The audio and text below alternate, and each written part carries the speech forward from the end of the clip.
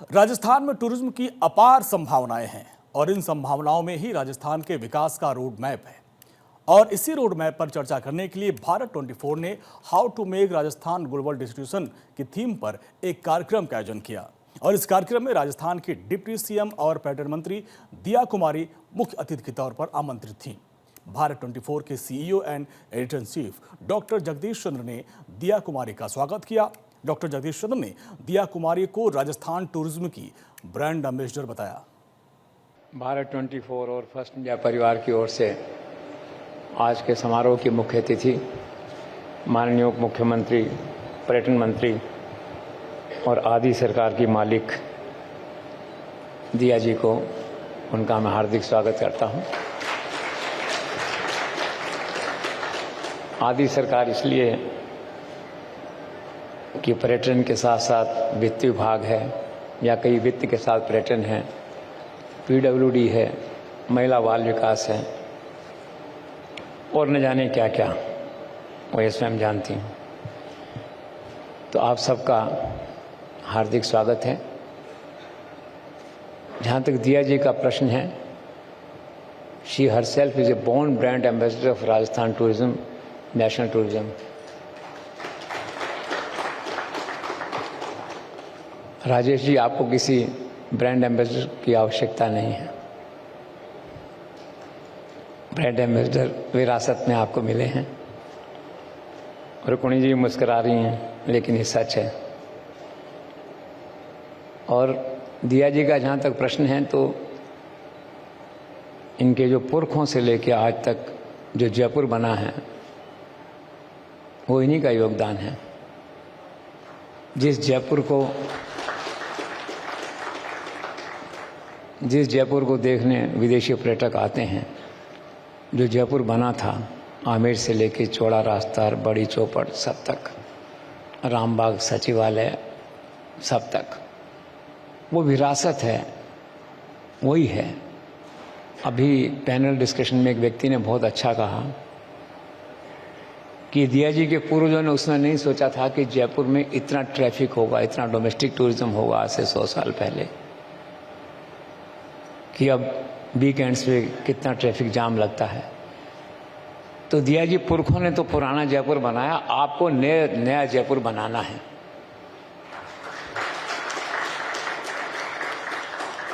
जिसमें 2 किलोमीटर की लाइन आमेर से जयपुर आने में नहीं लगे। और ये आपके टूरिज्म का वरदान है कि आज सारे होटल वाले निहाल हैं। दिल्ली रोड देखिए, रामबाग की तो बात ही अलग है, इनको तो किसी की ज़रूरत ही नहीं है। मैम, इनके यहाँ तो 6 महीने तक बुकिंग नहीं मिलेगा आपको।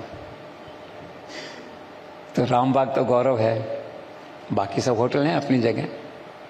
जहाँ मैं खड़ा हूँ मैरियट है, सब हैं, लेकिन वर्ल्ड क्लास का दर्जा जो है वो रामबाग को मिला है। इसी टूरिज्म को, विदेशी पर्यटकों को आकर्षित करता है यहाँ आने का जो है।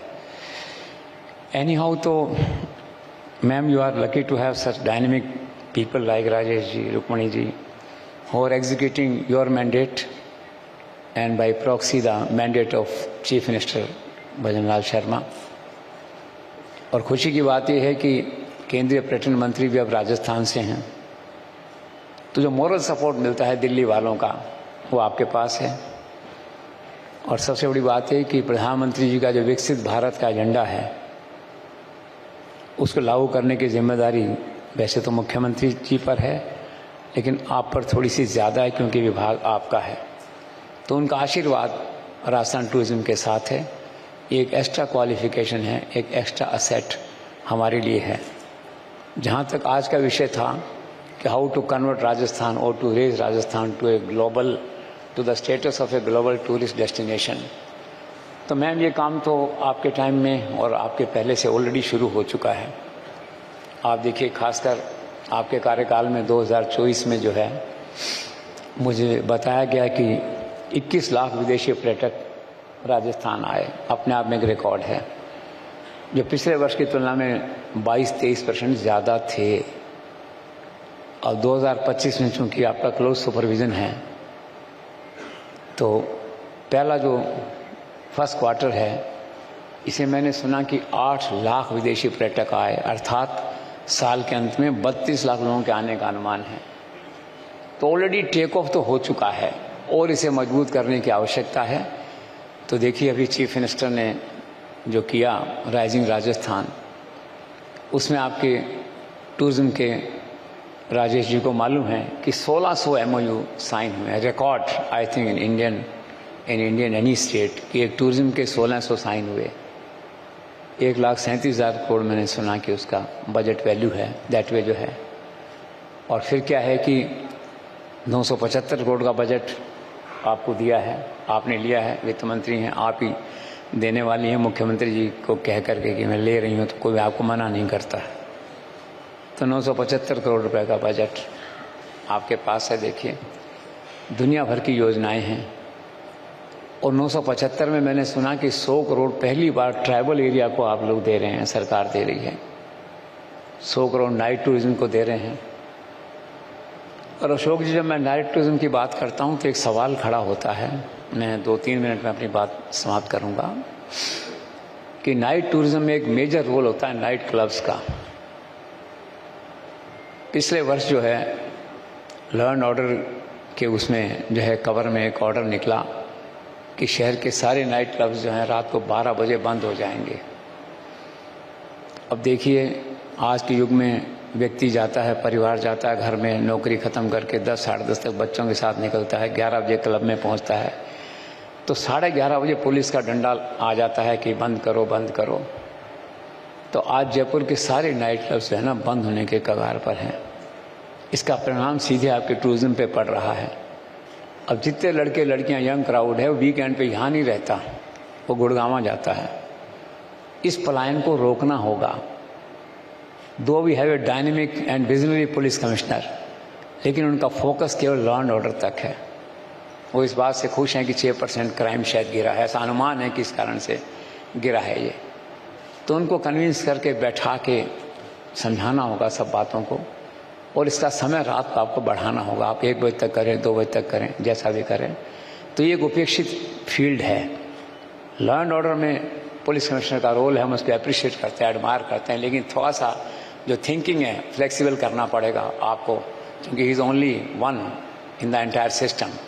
तो लीड हुक्म आपको लेनी पड़ेगी इसके अंदर। एक बड़ा मुद्दा है, आप चाहें तो होटलियर्स को बुला के क्लब सब, और अब क्या है नाइट क्लब वो क्लब नहीं रहे बम्बई के डांस क्लब, अब नाइट क्लब बड़े सम्मानजनक काम हो गए। लोग 20-20 करोड़ का क्लब बना रहे हैं जयपुर में, 25 करोड़ का प्रोजेक्ट लेके आ रहे हैं, अच्छे लोग जुड़ रहे हैं इससे। तो हमें प्रमोट करना होगा इस सेक्टर को भी। दूसरा मेडिकल टूरिज्म तो आपका आसमान पे देखिए, अब डॉक्टर स्वर्ण कार हैं, संदीप बख्शी हैं, वो JP अग्रवाल हैं, पैसिफिक हिज सन्स हैं, ये सारे तो ब्रांड एम्बेसडर हो गए मेडिकल टूरिज्म के। आज देश में देखिए कहाँ से लोग कहाँ आ रहे हैं। बहुत अच्छा सारा जो है चल रहा। रामबाग का जिक्र मैंने पहले आपसे किया।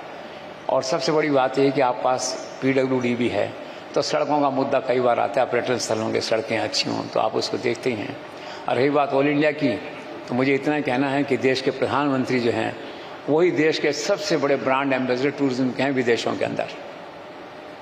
आधा फॉरेन इन्वेस्टमेंट तो उनके नाम से भारत में आता है। बजट आप 2500 करोड़ का दे दें, कुछ दे दें, कोई खास बात नहीं उसकी जो है। अब कनेक्टिविटी कितनी अच्छी होगी देखिए, एयरपोर्ट्स देखिए, नोएडा एयरपोर्ट हो गया, मुंबई एयरपोर्ट हो रहा है, ओम जी वहाँ ले आए कोटा में एयरपोर्ट। वो भी चूँकि चुनाव लड़ना है उससे पहले लगता है मुझे कि वो एयरपोर्ट पूरा हो जाएगा सो है। तो कनेक्टिविटी, और आप देखिए वहाँ पे उधर जो है सारा आपका देहरादून उत्तराखंड का सर्किट देखिए, साउथ का देखिए, कटसी नितिन गडकरी, कितना अच्छा रोड मार्ग है जो वहाँ बन गया है सारा का सारा जो है। तो कनेक्टिविटी, एयरपोर्ट्स नए बन रहे हैं। प्रधानमंत्री का विजन बहुत क्लियर है कि विकसित भारत तभी बना पाएंगे, चाहे हम उसको 25 में बनाएं, 47 में बनाएं, जब तक कि कनेक्टिविटी, सड़कें, इंफ्रास्ट्रक्चर मजबूत नहीं होगा। उसका डायरेक्ट बेनिफिट जो है वो टूरिज्म को मिल रहा है। तो कुल मिला के आप ऐसे समय में आज पर्यटन मंत्री हैं राजस्थान की, जब सारे देश में पर्यटन के एनकरेजमेंट का, उससे उत्साह का, एक एक्साइटमेंट का माहौल है।